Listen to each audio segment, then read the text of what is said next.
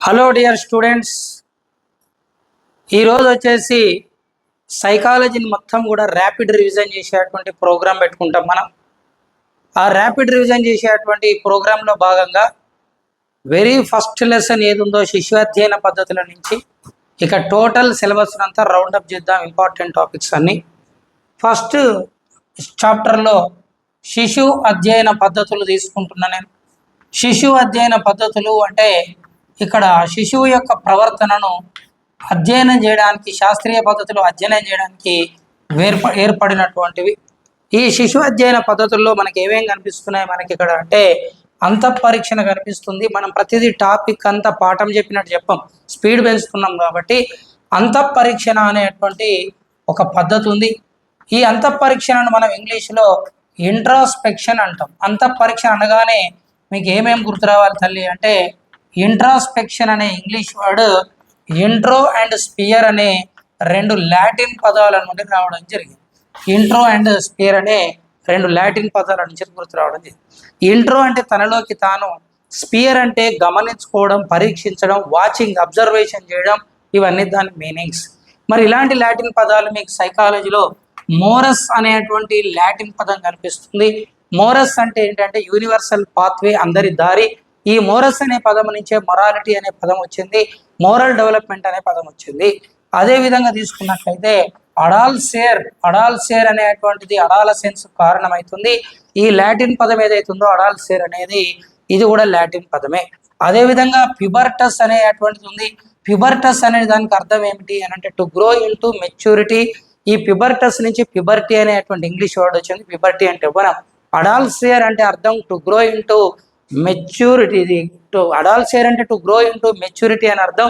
ప్యూబర్టస్ అంటే going in to manhood అని అర్థం. అక్కడ సవరించుకోండి. ప్యూబర్టస్ అంటేనేమో గోయింగ్ ఇన్ టు మ్యాన్హుడ్ అనే అర్థం వస్తుంది. అన్ఫోల్డింగ్ అనే ఇంకొక అర్థం వస్తుంది. ఇది దేనికి సంబంధించింది అంటే ప్యూబర్టీ. అడాలసెన్స్ అనే పదం దేనికి సంబంధించింది అంటే ఇక్కడ to grow into maturity అనే పదానికి వస్తుంది. ఇక్కడ అడాల్సేర్, ప్యూబర్టస్, అదేవిధంగా పర్సోనా అనబడేటువంటిది కూడా లాటిన్ పదమే. దీని అర్థం ఏమిటి అంటే మాస్క్ అనేది దీని అర్థం.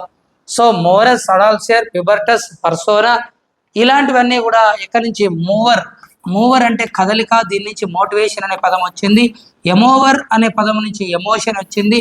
ఎమోషన్ అంటే ఏమిటి అర్థం అంటే ఉద్వేగం అనేటువంటిది అర్థం. సో ఇక్కడ మూవర్ అనేది లాటిన్ వర్డ్, అదేవిధంగా ఎమోవర్ అనేది కూడా లాటిన్ వర్డ్. మూవర్ నుంచి మోటివేషన్ వచ్చింది, ఎమోవర్ నుంచి ఎమోషన్ వచ్చింది. మళ్ళొకసారి స్పీడ్గా చూసుకోండి. మోరస్ అంటే ఏమిటి అంటే అందరి దారి, దాని నుంచి మోరల్ డెవలప్మెంట్ వచ్చింది. అడాల్సియర్ అంటే to grow into maturity, దీని నుంచి అడాలసెన్స్ వచ్చింది. ప్యూబర్టస్ నుంచి ప్యూబర్టీ వచ్చింది.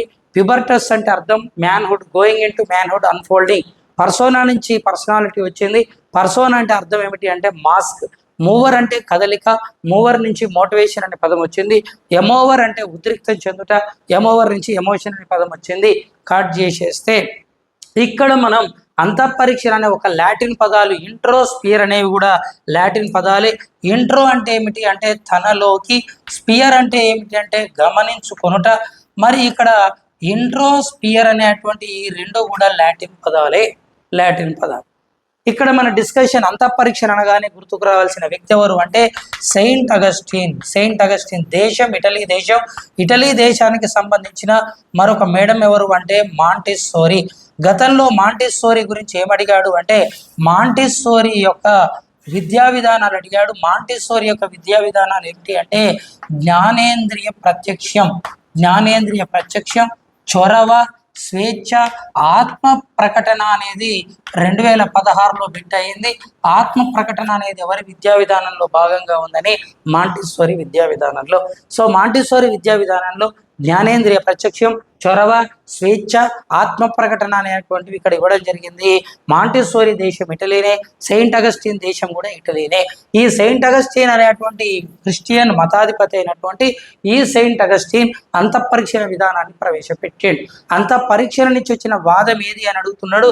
ఇప్పుడు 2024లో గమ్మత్తుగా వాదాల నుంచి కూడా క్వశ్చన్స్ రావడం జరిగింది. మన సంరచనాత్మక వాదాన్ని ఇంగ్లీష్లో స్ట్రక్చరలిజం అన్నాం.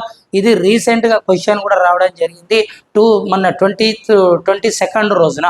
మరి సంరచనాత్మక వాదాన్ని స్ట్రక్చరలిజం అంటాం, అక్కడ పొరపాటున కన్స్ట్రక్టివిజం అని ఇచ్చాడు, అది రాంగ్. యాక్చువల్గా ఇంగ్లీష్ వర్డ్ స్ట్రక్చరలిజం. కన్స్ట్రక్టివిజం అంటేనేమో నిర్మాణాత్మక వాదం, ఇక్కడ సంరచనాత్మక వాదం అంటే స్ట్రక్చరలిజం.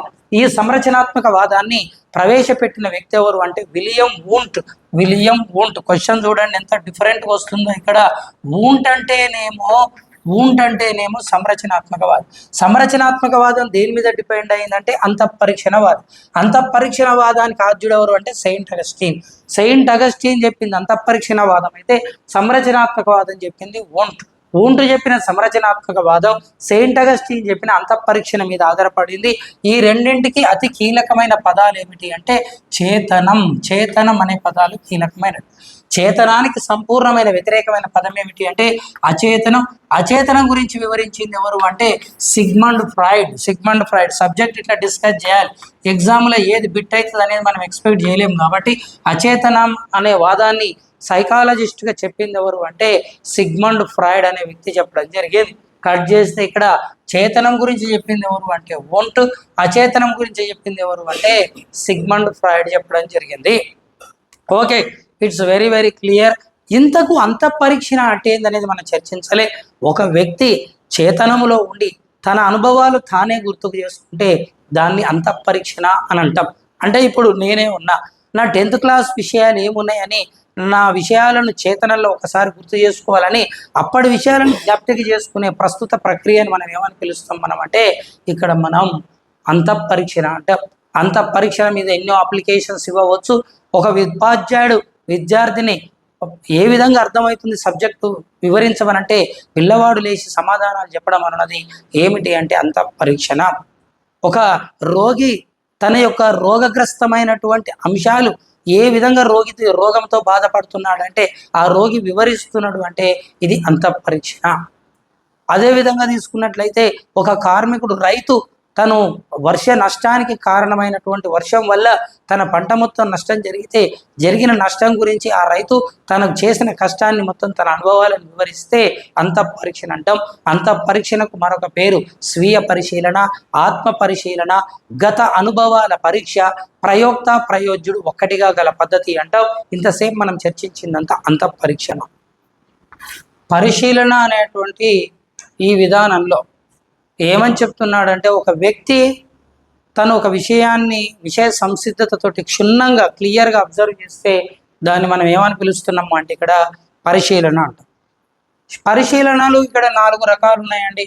అవి 1 సహజ పరిశీలన, 2 కృత్రిమ పరిశీలన, 3వది సంచరిత పరిశీలన, 4వది వచ్చి అసంచరిత పరిశీలన. సహజ పరిశీలననే మనం ఏమని పిలుస్తున్నాం ఇక్కడ అంటే అనియత పరిశీలన అంటున్నాం. కృత్రిమ పరిశీలననే ఇక్కడ అసహజ పరిశీలన అంటున్నాం. సంచరిత పరిశీలననే మనం ఇక్కడ భాగస్వామ్య పరిశీలన అనే పేరుతో పిలుస్తున్నాం. అసంచరిత పరిశీలననే భాగస్వామ్యేతర పరిశీలన అనేటువంటి పేరుతోటి మనం ఇక్కడ చెప్పడం జరుగుతుంది. సహజ పరిశీలనకు మారు పేరు అనియత, కృత్రిమకు అసహజ. దీనికే మరొక పేరు తీసుకున్నట్లయితే సహజ పరిశీలనను ఆల్రెడీ మనం ఇక్కడ అనియంత్రిత అంటాం. కృత్రిమ పరిశీలనని నియంత్రిత కంట్రోల్డ్ అబ్జర్వేషన్ అంటాం. నియంత్రిత పరిస్థితులు. కృత్రిమ పరిశీలనలో దేనిని నియంత్రిస్తాం అంటాడు పరిస్థితిని నియంత్రించడం అంటే ఇక్కడ ఆకలితో ఉన్నటువంటి జీవిని ఎంచుకుంటాం మనం. జీవి ఒక పిల్లవాడు శిశువు యొక్క పరిస్థితిని మనం అంచనా వేసేటప్పుడు శిశువు యొక్క పరిస్థితులను నియంత్రిస్తున్నాం. తరగతి గదిలో నియంత్రిస్తున్నాం, ఆట స్థలంలో నియంత్రించాం. మీకు ఎగ్జామ్లో నెంబర్ ఆఫ్ ఇస్తాడు, షార్ట్ కట్ టైం, ఇది పాఠం చెప్పే టైం కాదు. కాబట్టి సహజ పరిశీలనలో లక్ష్యం ఏముంటుంది.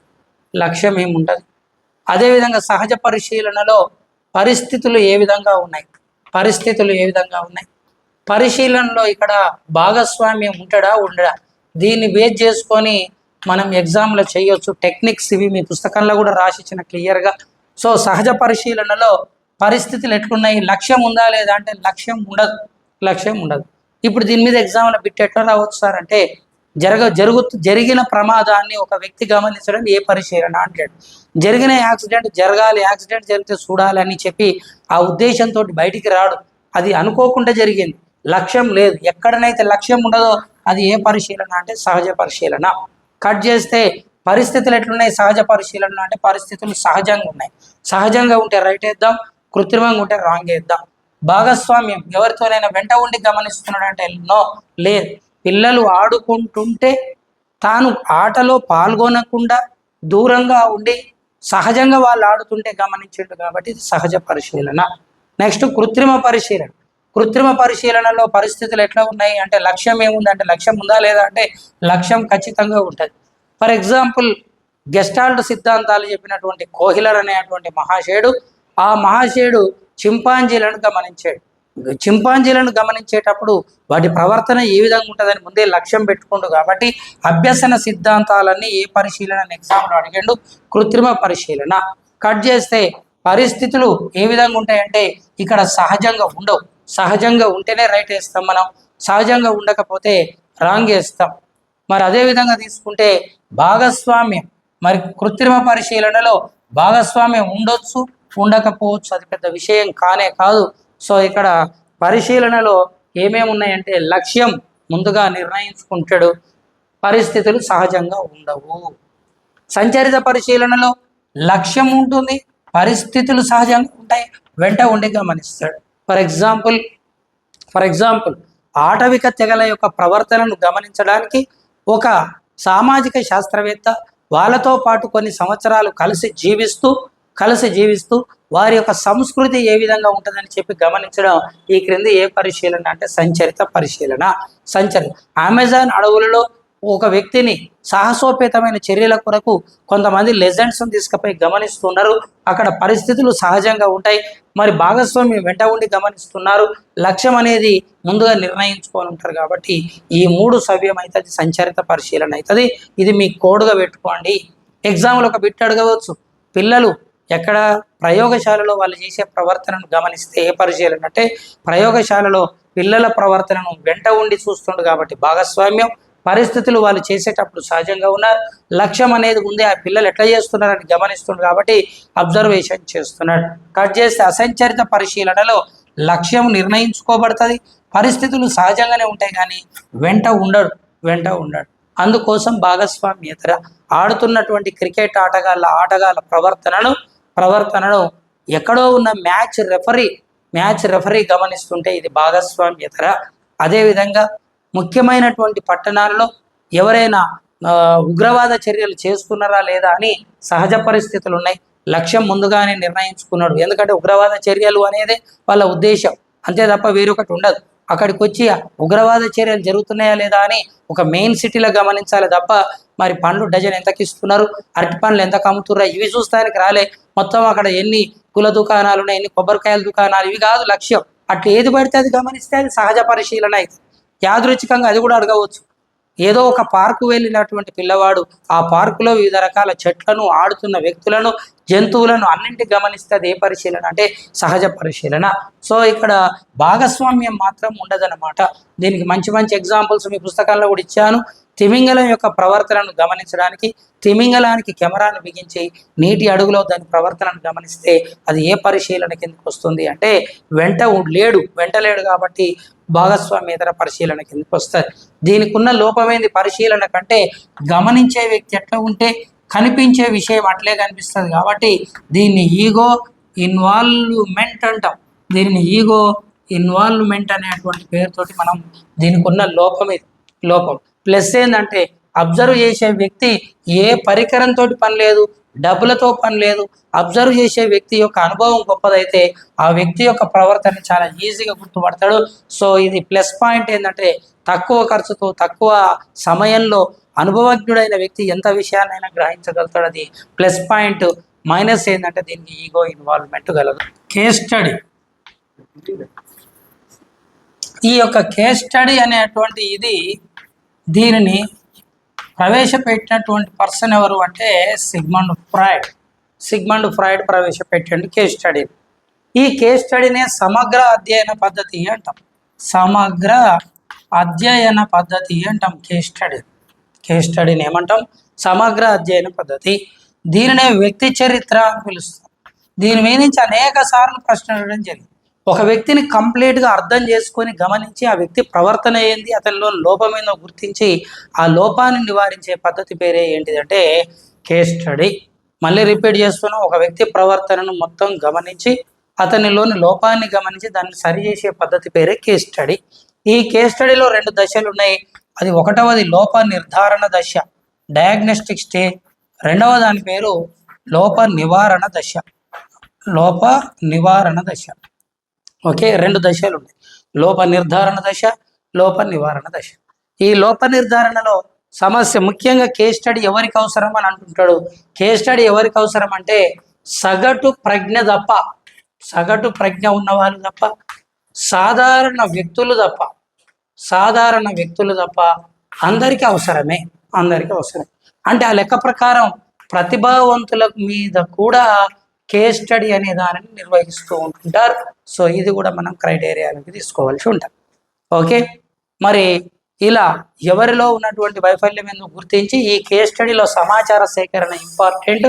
సమాచారం సేకరణలో వ్యక్తి నుంచి సేకరిస్తాం. అదేవిధంగా వ్యక్తి యొక్క స్నేహితులు, ఇరుగు పొరుగు వారిని సేకరిస్తాం, ఇరుగు పొరుగు వారి నుంచి సమాచారాన్ని సేకరిస్తాం. అదేవిధంగా తీసుకున్నట్లయితే ఉపాధ్యాయుల నుంచి సేకరిస్తాం, తల్లిదండ్రుల నుంచి సేకరిస్తాం. ఈ విధంగా డాక్టర్లు, వైద్యుల అంచనా, సైకాలజిస్టులు ఎంతమంది ఉన్నారో వాళ్ళందరి నుంచి సమాచారం సేకరించి ఒక వ్యక్తి యొక్క సమస్యను అర్థం చేసుకొని దాన్ని నివారించే పద్ధతి ఏం పద్ధతి అంటే కేస్ స్టడీ. ఇందులో వివిధ రకాల సమస్యలను అంచనా వేస్తారు. ఇది పుస్తకంలో క్లియర్గా ఇవ్వడం జరిగింది, ఒకసారి చూసుకోండి. విద్యా సంబంధమైనటువంటి సమస్యలు, అదేవిధంగా వ్యక్తిగత సమస్యలు, సర్దుబాటు సమస్యలు, మూర్తిమత్వ సమస్య. ఈ వీటిని మీరు ఒకసారి చదువుకోవాల్సిన అవసరం ఉంది, చదవండి. మరి ఒక వ్యక్తికి ఏకాగ్రత కుదరట్లేదు, చదువుదామంటే చదివింది గుర్తుండట్లేదు, ధారణ లేదంటే అది విద్యా సంబంధ సమస్య. వ్యక్తిగత సమస్య అంటే అనాథ కావడం, పేదరికం ఉండడం, లేదనుకుంటే ఇంటి సమస్యలు ఉండడం, లేదనుకుంటే ఆ వ్యక్తికి వ్యక్తిగతంగానే ప్రజ్ఞ తక్కువ ఉండడం, శరీరంలో ఫిట్స్, నరాల సంబంధ వ్యాధులు ఉండడం, ఇవన్నీ వ్యక్తిగత సమస్యలు. సర్దుబాటు సమస్యలు అంటే తొందరగా వ్యవస్థకు అడ్జస్ట్ కాలేకపోవడం, పాఠశాలకు కానీ చెడు అలవాట్లు కలిగి ఉండడం, బ్యాడ్ హ్యాబిట్స్ ఉండడం, సొసైటీలో ఏ దానికి కూడా సర్దుబాటు చేసుకోకపోవడం. మూర్తిమత్వ సమస్యలు అంటే దౌర్జన్యం, మరి దొంగతనం, అబద్ధాలు ఆడడం, ఇలాంటి వాటిని ఒక్కొక్కసారి ఆబ్లిక్ పెట్టి దీన్ని ప్రత్యామ్నాయంగా ప్రవర్తన సమస్యల కింద కూడా ఇస్తూ ఉంటుంటాడు. ఇలాంటి సమస్యలని చెప్తూ ఉంటుంటాం. కట్ చేసి ఇక్కడ కేస్ స్టడీ కంప్లీట్. ఎక్కువగా అడిగే క్వశ్చన్స్ ప్రయోగాత్మక పద్ధతి మీద నుంచి బాగా అడుగుతుంటాడండి. ప్రయోగాత్మక పద్ధతి ఉంది ఇక్కడ, ప్రయోగాత్మక పద్ధతి, ఎక్స్పెరిమెంటల్ మెథడ్ అంటాం. దీనిని మొట్టమొదటిసారి మనకు అందించిన వ్యక్తి 1879లో సైకాలజీలో వూంట్. 1879లో దీన్ని మనకు అందించినటువంటి వ్యక్తి ఎవరంటే విలియం వూంట్, దేశం జర్మనీ. లీప్జిగ్ అనే నగరంలో, లీప్జిగ్ అనేటువంటి యూనివర్సిటీలో మొదటిసారి దీని మీద రీసెర్చ్ చేశాను. ప్రయోగాత్మక పద్ధతిలో ఏమేమి అంశాలు ఉన్నాయంటే, ఒకటి ప్రయోక్త, ప్రయోగాలు చేసేవారిని ప్రయోక్త అంటాడు. తరగతి గదిలో ప్రయోక్త ఎవరంటే ఉపాధ్యాయుడు.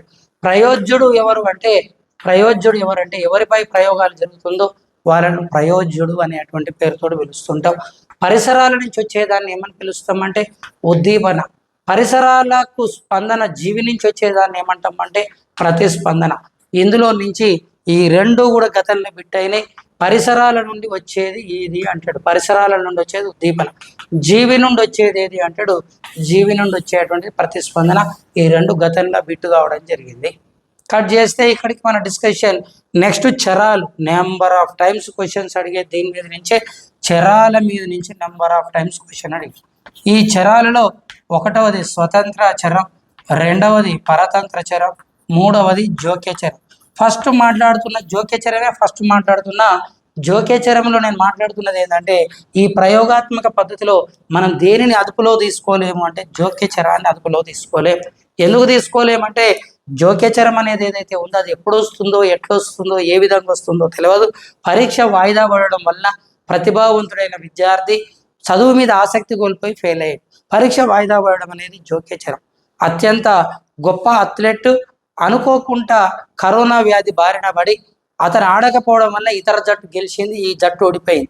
అనారోగ్యం వస్తుందని వాడు గెస్ చేయలే, జోక్యచరం. బలిష్టమైనటువంటి గుర్రం వేగంగా పరిగెత్తేటువంటి సందర్భంలో కాలి కండరాలు ఫ్యాటీ గ్లాని ఏర్పడి ఆ గుర్రం ప్రయాణించలేక అడ్డం పడిపోయింది. కాలి కండరాలు ఉంటాయని ఎవరు ఎట్లా గెస్ చేయలేకపోయారు. ఏ విధంగా వస్తుందో తెలియకుండా ఇబ్బంది పెడితే దాన్ని ఏమంటాం మనం అంటే జోక్యచరం. బాగా పండినటువంటి పంటను చివరి సమయంలో వచ్చినటువంటి భారీ వర్షపాతం వల్ల రైతు మొత్తం పంట దిగుబడి నష్టపోయింది. వచ్చినటువంటి వర్షపాతాన్ని గెస్ చేయలేకపోయినాం, అదే చరం అంటే జోక్యచరం. ఈ విధంగా ఎక్కడైనా క్వశ్చన్ జోక్యచరం. ఆ తర్వాత స్వతంత్ర చరం, పరతంత్ర చరం. స్వతంత్ర చరం అంటే ఇక్కడ ప్రయోగానికి కారణం అయ్యేది. ఇది గతంలో క్వశ్చన్ అయ్యిందండి ఆల్రెడీ డిఎస్సిలో. ప్రయోగం యొక్క ఫలితానికి మరొక పేరు the result. The another name of result ఏమిటి అంటే dependent variable. And the reason of this theory, the reason of this experiment is ఏమిటి అంటే ఇండిపెండెంట్ వేరియబుల్.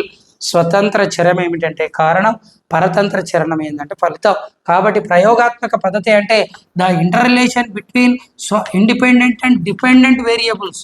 స్వతంత్ర పరతంత్ర చరాల మధ్య గల సంధానాన్ని మనం ఏమని పిలుస్తాము అంటే ఆ ప్రయోగ పద్ధతి అని పిలుస్తాం. సో ఈ చరాలలో కారణం ఫలితం ఉంది. ఎగ్జామ్లో క్వశ్చన్స్ ఎట్లనన్నా రాని, మీకు ఇప్పుడు నేను చెప్పేది మొత్తం సబ్జెక్ట్ కాదు, షార్ట్ కట్ కాబట్టి ఒక వాక్యంలో ఎక్కడైనా సరే వలన అని వస్తే, వలన అని వస్తే వలనకు ముందున్నది స్వతంత్ర చరం, వలన తర్వాత ఉన్నది పరతంత్ర చరం, వలన తర్వాత ఉన్నది పరతంత్ర. ఇదే వాక్యాన్ని పై అనే అక్షరంతో ఇస్తే, పై అనే అక్షరంతో ఇస్తే పై అనే దానికి ముందున్నది పరతంత్ర చరం, పై అనే దానికి తర్వాత ఉన్నది స్వతంత్ర చరం. గుడ్డిగా ఆన్సర్ చేయండి, 100% ఆన్సర్ అవుతుంది, అందులో డౌట్ లేదు. ఏదైనా ఒక వాక్యానికి ఈ విధంగా ఇచ్చి ఇట్లా ఇస్తే, ఇప్పుడు వాక్యం మధ్యలో వలన అని ఉంటే, వలన అనే దానికి ముందు ఉంటే స్వతంత్ర చరం, వలనకు తర్వాత ఉంటే పరతంత్ర చరం. అలా కాకుండా ఒక వాక్యంలో పై అని వస్తే ఆ పై అనే దానికి ముందున్నది పరతంత్ర చరం, తర్వాత ఉన్నది స్వతంత్ర చరం. మొన్న దీని మీద కూడా క్వశ్చన్ చేసిన నేను, దీని మీద మొన్న 22nd రోజు కూడా బిట్ రావడం జరిగింది. బహుమతి ఇవ్వడం వలన పిల్లవాడు బాగా చదివాడు. పిల్లవాడు బాగా చదివాడు అంటే కారణం ఏంది? బహుమతి ఇచ్చినాం. బహుమతి ఇవ్వడం వలన బాగా చదివాడు అంటే వలన అనేది స్వతంత్ర చరం అయ్యింది. అదేవిధంగా దీన్నే రివర్స్ ఇచ్చిండు అనుకోండి, పిల్లవాని విద్యా సాధనపై బహుమతుల ప్రభావం అన్నాడు అనుకోండి, రివర్స్. అప్పుడు పై తర్వాత ఉంది కాబట్టి బహుమతుల స్వతంత్ర చరం, ముందు విద్యా సాధన అనేది పరతంత్ర చరం. ఎన్ని ఎగ్జాంపుల్స్ ఇచ్చే సమయం కాదు కాబట్టి వలన పై ఈ రెండు మీకు కోడ్ పెట్టుకోండి, సక్సెస్ అవుతారు. ఇది స్వతంత్ర పరతంత్ర చరానికి క్లియర్ అయిపోయింది ప్రయోగాత్మక. ఇక ముఖ్యమైనటువంటి పద్ధతులు 2 ఉన్నాయి, డిస్కస్ చేసి వేరే చాప్టర్లోకి వెళ్తున్నాను. అనుదైర్ఘ్య పద్ధతి, తిరియక్ ఛేద పద్ధతి, క్రాస్ సెక్షనల్ మెథడ్ అంటాం. అనుదైర్ఘ్య పద్ధతి అంటేనేమో దీనిని నిలువు పద్ధతి అంటాం. తిరియక్షేద పద్ధతి అంటే దీన్ని అడ్డు పద్ధతి అంటాం. ఎగ్జామ్లో కూడా బిట్టిస్తాడు అట్లా, అడ్డు పద్ధతి ఏది అంటాడు, ఆయత పద్ధతి ఏది అంటాడు, దీర్ఘకాల పద్ధతి ఏది అంటాడు, స్వల్పకాల పద్ధతి ఏది అంటాడు, ఓకేనా అండి. మరి అదే విధంగా తీసుకున్నట్లయితే అనుదైర్ఘ్య పద్ధతి అంటే ఏంటంటే ఒక విషయాన్ని ఎంచుకొని వివిధ కాలాలలో లెక్క కడితే దాని పేరు ఏం పేరు అంటే అనుదైర్ఘ్య పద్ధతి. ఒక విషయాన్ని ఎంచుకొని ఒకే కాలంలో వివిధ విషయాలను, కాలం ఒకటే కానీ వివిధ విషయాలను తీసుకుంటే, విషయాలనేమో ఇక్కడ గీతలు తీసుకోండి, వైట్ లైన్స్, హారిజాంటల్ గా రాసినటువంటిది కాలం తీసుకోండి. మీరు ఇక్కడ కాలం, ఇది ఒకటే కాలం కానీ వివిధ విషయాలు, ఒకే విషయం కానీ వివిధ కాలాలు. అంటే ఎగ్జాంపుల్ ఎట్లా, జీన్ పియాజే సిద్ధాంతం.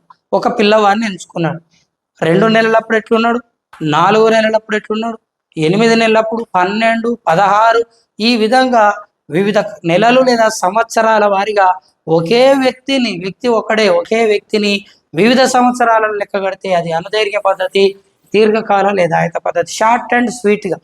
అదే అడ్డు పద్ధతి, తిరియక్షేద పద్ధతి అంటే కాలం ఒకటే ఒకటే మ్యాథ్స్ ఎట్లా చదువుతుండు, ఫిజిక్స్ ఎన్ని మార్క్స్ వచ్చినాయి, సైన్స్ ఎన్ని వచ్చినాయి, ఎట్లు వచ్చినాయి, మార్క్స్లలో తేడా ఎట్లు నేను లెక్క కడితే తిర్యక్షేద పద్ధతి.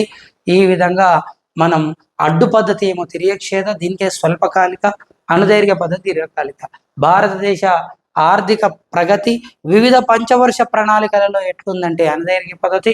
అలా కాకుండా భారతదేశంలో వివిధ రకాల వ్యాధులు వివిధ సంవత్సరాలలో ఏ విధంగా ఉన్నాయని వివరిస్తే అది తిర్యక్షేద పద్ధతి. ఇక్కడితోటి మీకు శిశు అధ్యయన పద్ధతులు అనే టాపిక్ని ఓవర్వ్యూలో కంప్లీట్ చేశాను.